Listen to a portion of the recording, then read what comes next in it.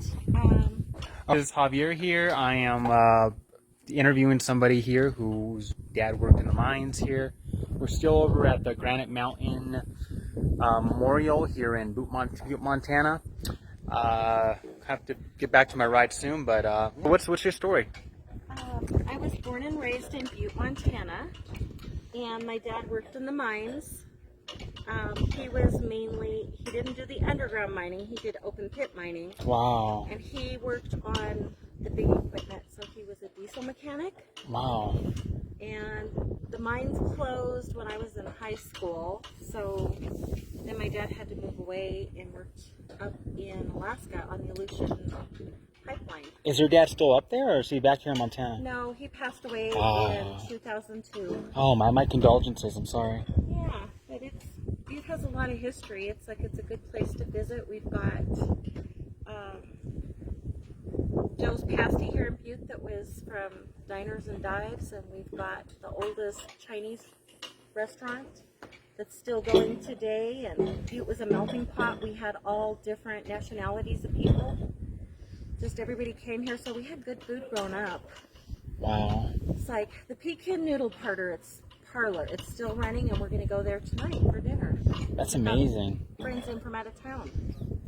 Wow, so mining's a dangerous job. Like, I just can't believe, like, this is looking not just this, but just you hear about mining accidents all over the world. Big ones like coal mining, and just in general, a lot of people die from that. Doing that.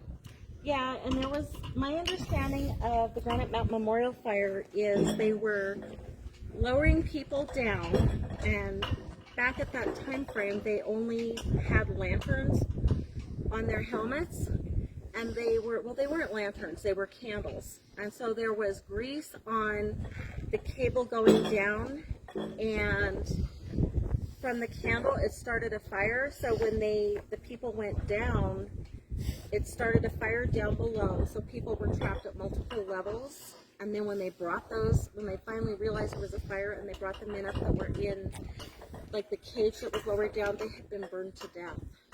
Oh my gosh, wow. That's what I So know.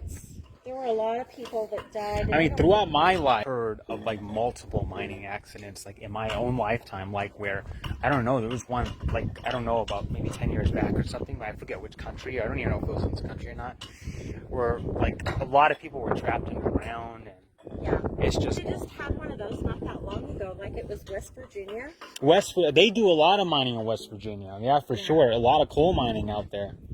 I know in Montana it's a lot safer because at Montana College of Mineral Science and Technology, they have an OSHA program.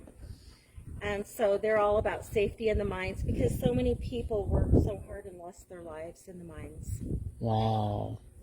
So I think it's much safer now because people do have to follow the OSHA standards, but back in the day, it was hard work and very unsafe, and like you say, lots of people did lose their lives. Wow, it's terrible. Yeah, Butte was they still call it the richest hill on earth, and it was a copper mine. Wow. And tell me about your dad real briefly. You said he's on here, or? No. Because you said one of your relatives are on here. Baxter family. And so my dad was a miner. I have an uncle that was a milkman. My grandpa was a miner. The Braxton. So that's your family right there. That's my family, the Baxter family. Wow. And my grandfather was also a miner. He was in the underground mines. And he died of black lung, and he was only probably 40 years old. Wow. Oh man, a lot of people died of that black lung. Yeah, that's horrible. Yes. And that's not like a virus, but that's actually from the coal. That's from the coal. Yeah. My well, God. That was from, I think, the dust and the humidity, and it got in your lungs, and it was like pneumonia. But yeah, you got black lung and you died from that. And there's no cure for it. Yeah. Kind of like the asbestos. How people that worked in asbestos, yeah, you get lung cancer. Wow. Yeah, my grandpa was young though. I remember he was very young when he